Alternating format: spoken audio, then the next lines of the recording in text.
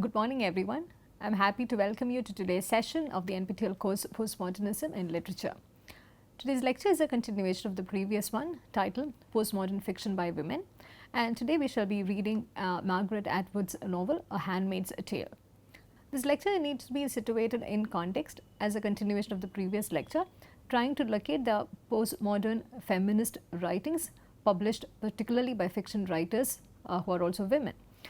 This also needs to be situated as a corollary to the many discussions that we've been having in trying to see the connections between feminism and postmodernism. To recall the previous session, we've already taken a look at the first novel by Margaret Atwood titled The Edible Woman, and we've seen how she makes use of the idea of gender and the idea of consumption to subvert and to reject the identities of gender, and also to critique the growing consumerist tendencies within America, particularly in the 1960s. A Handmaid's Tale, the novel that we propose to take a look at in today's session, is one of her later novels published in 1985, and here we also see a more predominant postmodernist stance being foregrounded by Margaret Atwood. A Handmaid's Tale was an immediate success soon after its publication, and it was also adapted into a film in 1989. And if we talk about the novel, this can be seen as a dystopian novel set in a near future in New England in a totalitarian Christian theocracy. And this is in stark contrast to the more or less realist elements that were introduced in her first novel, The Edible Woman. And we find her moving away from all the binding tendencies of realism as well as feminism, and taking the discussions related to feminism and postmodernism to a different paradigm altogether.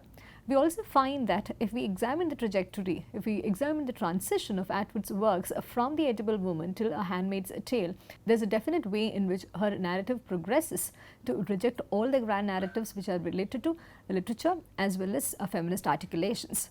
A Handmaid's Tale, a dystopian novel, could be summarized as a journey of a handmaid Offred, and the name Offred is a combination of off Fred to suggest that in possession of Fred, because during the time that this novel is set, the handmaids are forbidden to use their birth names and they must echo the master whom they serve. So this is a tale of a handmaid who is serving a master named Fred. We do not get to know about her in any other way rather than by the name which she bears in this way of Offred. The novel presents a very gloomy future vision. It is set in the year 2195, and in that sense it also fits well into the category of speculative fiction. It talks about the repression of women, eventually leading down to the rejection of their image to child producing machines, and this happens in a totalitarian theocratic state which is predominantly Christian fundamentalist in nature. It is possible to say that A Handmaid's Tale also echoes certain other dystopian novels of well repute, such as Yevgeny Zamyatin's We, published in 1921, Aldous Huxley's Brave New World, published in 1948, and Orwell's novel 1984, published in 1948. And here we begin to notice that Atwood is also subscribing to a particular tradition which has always been made popular, mostly by male writers, the writing of dystopian fiction. And here she uses this available form to reject certain conventions about writing, about literature, and also about the identities of gender. And some of the major themes in A Handmaid's Tale include the identification of women in subjugation to misogyny in a patriarchal society. And we find that the narrative of the novel, the way in which the novel is structured, it also echoes component parts of Chaucer's The Canterbury Tales. This could also be seen as an element of intertext in the work A Handmaid's Tale. The novel is narrated in two parts. It also functions as a double narrative.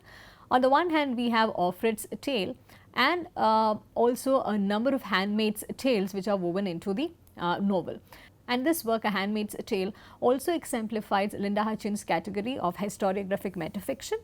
And Atwood has been able to very successfully produce historiographic metafiction from a feminist point of view. And accordingly, it's also possible to say that she also offers her story versus history, which is mostly her story. So there's also a play on gender at many levels. She also uses the idea of gender. She problematizes gender to further complicate the notions of history and how history has been narrativized and handed down. The context and relevance of A Handmaid's Tale needs to be further engaged with, and this could be seen as an interrogation of traditional historiography and realism, and she in that sense also debunks the myth that feminism and postmodernism cannot really sit together, that feminist writing is essentially also committed to a realist authentic portrayal and hence cannot fit into the postmodernist framework. So Atwood completely debunks this myth, and she engages in a very powerful interrogation of traditional historiography as well as realism. We may also note that the novel expresses Margaret Atwood's concern about the rise of reactionary politics and culture in 1980s. She is particularly referring to the Reagan administration and the crisis that followed in 1980s. This novel, in that sense, because of the critique that it offered, it was famous and notorious at the same time. On the one hand, the novel was prescribed as a fixture on the school syllabi for a very long time, but it was also critiqued for its anti-religious sentiment, the way in which a Christian theocratic state became the background in which the dystopia gets set. So this is the setting of the novel. This is set in Cambridge, particularly in Massachusetts, and in the course of the novel we find that due to a certain revolution that happens in Massachusetts, post-revolution the US Constitution gets abolished, and in place of the US Constitution what gets enacted is the Republic of Gilead. It's a Christian theocracy. So we find that the story of this dystopia begins with the setting up of a new Republic of Gilead. So the Republic of Gilead is in stark opposition to everything that the progressive notion of America stands for. It offers only limited freedom, literacy is eroded, and women are forbidden to read, dissidents and homosexuals are put to death publicly at a place called Wall, and this was outside what was formerly Harvard University. So this direct reference to the transformation of a leading Western city into a dystopia is also offering a critique on the way in which the Western societies, the Western consumerist cultures could be leading themselves into a kind of degradation. So how do we understand the Gileadean society which is being represented in the novel A Handmaid's Tale? Women are the most subjugated in the Republic of Gilead. The black and Jewish women have already been removed because they are seen as unwanted. And this is the social stratification that is being followed as far as women are concerned. At the top of the hierarchy is the category of wives, followed by daughters, widows, aunts, Marthas, handmaids and econo wives. And this story, The Handmaid's Tale, is about the handmaids which are located fairly in the lower rung of the hierarchy. They are also represented in stark contrast to the way in which wives are being held in a higher status. The novel tells us that in the Republic of Gilead, most of the women suffer from low fertility rates. So the handmaids are employed as surrogate mothers as well as slaves for the women who are in the higher ranks of the society, especially the wives. But these women who are helping the wives to bear children for their families, they denied even the right to a name, which is why the protagonist is known as Off Fred, because her master is Fred. While this novel talks about a dystopia, at some level, Atwood also maintains that this is hardly a stretch of the imagination, because even in today's world, there are certain places where women are denied all kinds of agency and all kinds of rights over their own bodies, about the rights to choose what to wear or whom to marry. And in addition, she also reminds us that there are many places even in the contemporary society where women can be stoned to death for crimes such as adultery. So though this is set in a distant future, she also reminds us that this is a not too distant future that is being referred to. Same is the case with Orwell's 1984 or Aldous Huxley's The Brave New World. And Atwood's work also needs to be seen in that context. And here we also find that while she is using the postmodernist strategies, she is also able to build in a certain political critique through the framework of feminism. The structure of the novel needs to be taken a look at this point of time. It is narrated in the form of an oral narrative which is recorded onto a tape, and this is primarily about Offred's narration of life in Gilead. and this also includes the story of her previous existence in the forms of dreams and memories. So the narrative shifts between these different parts of the story, also exposing a very pertinent postmodernist element in this. The ending of the novel is very ambiguous, making the work more postmodernist than ever. Alfred is taken away towards the end of the novel, and she's being taken away in a van. One does not know whether this is by the ICE, which is part of the administration, or by the resistance movement. This is very unclear, and the novel does not offer us any clear suggestions about the same. And Alfred herself is not very sure of what has in store for her, as and when she is boarding this van in which she is taken away towards the ending. She says, "And so I step up into the darkness within, or else the light." So the character herself is not sure whether she is leaving for darkness or for light, and the novel does not make any effort to clarify this for the reader. So it's up to the reader to figure out how the novel ends and what the future is going to be. In terms of history and accuracy, this is a perfect novel which dabbles with both of these ideas. There are occasional digressions in the novel about the problems of constructing accurate historical narrative. If you recall the discussions that we had about Toni Morrison's work, Beloved, you may remember that she also engages with the question of history and accuracy. And in this novel, we can also find a familiar postmodern concern about the unnarrated events, about the gaps and margins which are part of the narrative. So in that sense, we are introduced to not just the narrative which is being handed down to us, we are also alerted to the fact that there could be gaps, there could be margins, there could be certain outliers, certain elements which have been left out. So if you take a look at an excerpt from the novel, this is an excerpt where Alfred talks about how this narration is part of a reconstruction. This is a reconstruction. All of it is a reconstruction. It is a reconstruction. Now in my head, as I lie flat on my single bed, rehearsing what I should or shouldn't have said, what I should or shouldn't have done, how I should have played it. When I get out of here, if I'm ever able to set this down in any form, even in the form of one voice to another, it will be a reconstruction then too, at yet another remove. It's impossible to say a thing exactly the way it was, because what you say can never be exact. You always have to leave something out. There are too many parts, sides, cross currents, nuances, too many gestures, which could mean this or that, too many shapes which can never be fully described, too many flavors in the air or in the tongue, half colors, too many. So look at the way in which she is focusing her attention to the word reconstruction, and also to how there are too many things to be told. There are too many that one could always leave something out. And this may also remind us of how the character in Midnight's Children, Salim Sinai, he begins telling the story of the nation and also telling the readers that there are too many stories to be told. This is a perfect postmodernist rendition of being aware that everything is a reconstruction, there is nothing original, nothing can be accurate, and also there are too many stories to be told that there is always a possibility of having left out something. So whatever we have with us in form of narration, in form of history, could be fragmented, and there is no way in which one could get away from that knowledge. To engage with this problem of accuracy, perhaps, Atwood leaves with us a section titled Historical Notes as an epilogue after the novel. And this is also a very deliberate postmodern strategy that she employs. The epilogue of the novel has also been much discussed for the interest that it has generated. It is in the form of a transcript of a talk given by a Cambridge University professor who is named Professor Pixotto, and he's also addressing the 12th Symposium on Gileadean Studies in Nunavut in Arctic in 2195. So very cleverly, Atwood brings in a document of which also gives us a semblance of certain historical academic veracity. The Handmaid's Tale is being introduced in this talk given by Professor Pixotto as a significant document which would contribute to Gileadean studies. And the Republic of Gilead is also seen as a major research site, a major historical site in that sense.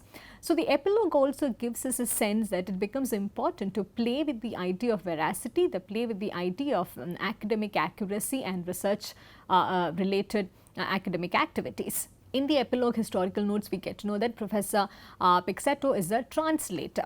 And by him being the translator, we also get to know that this narrative gets transformed into a reconstruction of a reconstruction. I want to note this point with particular care. In the excerpt that we just now read, the character Offred is telling us about how her own recounting, her own retelling is a reconstruction. And now we find that when the professor translates this work, it becomes further removed from the reconstruction and it becomes a reconstruction of a reconstruction. Here we are also made to see the way in which this novel, resonating well with the idea of a copy, how the postmodern celebrates the move away from any kind of originality, how it becomes difficult to know what is original and what is a copy, how it becomes difficult to know what is the original text and what is being reconstructed or imitated. And herein lies the very powerful postmodern strategies employed by Margaret Atwood. And to bring in a more feminist reading to this epilogue titled Historical Notes, the professor's role can be seen in a very different way. Offred's narrative is treated in a similar way to her body, we can say, because her body was appropriated by a patriarchal male throughout the story, and here her reconstruction, her retelling is also being appropriated by a patriarchal male for the benefit of an overall meta-narrative. And this is also the reading that Bran Nicol brings in his work, The Cambridge Introduction to Postmodern Fiction. The historical notes as an epilogue, it continues to be seen as the most debated section in the novel A Handmaid's Tale. And this is seen as a fictional paratext which commonly appends postmodern novels. We've also seen how the post-colonial postmodernist novel by Ishmael Reed titled Mumbo Jumbo also makes use of references after the novel. And this technique of giving historical notes as an epilogue, it also recalls the 18th century tradition of ensuring accuracy through editorials and postscripts. In the 18th century, when the novels were beginning to be written, when the novel was still struggling for a kind of legitimacy throughout the 18th and 19th century, we find that there was also a very pertinent effort being put into ensuring the accuracy or the veracity of the incidents being retold. We may recall the elements of this right from the beginning of the works such as Robinson Crusoe, published in the 18th century. And here also we find that Atwood is employing a similar strategy to subvert the realist elements, and she's inviting the reader to focus on its processes of construction.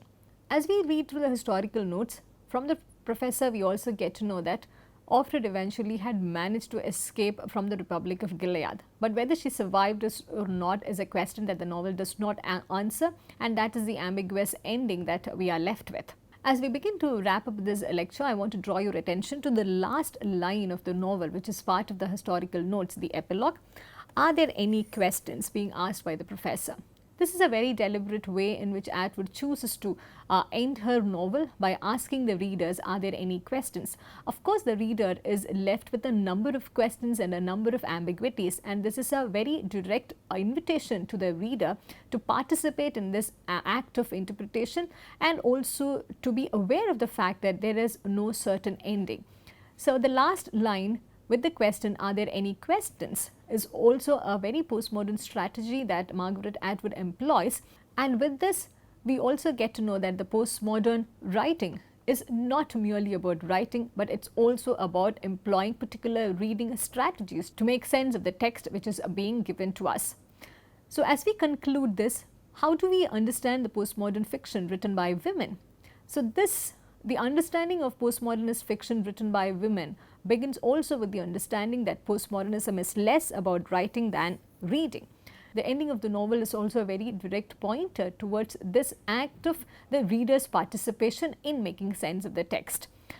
And this is also a reminder that particular reading strategies are made possible by a way text is written. It is the way the text is being written what enables certain kinds of reading strategies to be employed in understanding the novel. And postmodernism in that sense could be seen as more as a reading strategy and as a way of interpreting contemporary reality. And Handmaid's Tale certainly offers us many of these things, and it also alerts us to the possibility that the reader needs to participate in the making of the text, in making sense of the text, and the ambiguity which is part of the text is also an open invitation for the reader to participate. As a concluding note, I want you to pay attention to a quote by Nicola Pitchford, where she tries to see the connection between postmodernism and feminism. Postmodernism enables feminist readers to manipulate texts to make meanings that further their ability to affect the political and social conditions of postmodernity. So, this Nicola Pitchford is further reminding us that postmodernist feminist writing is not just about the text, but it is also about enabling feminist readers to see particular kinds of social and political conditions. On that note, we wind up today's session. Thank you for listening, and I look forward to seeing you in the next session.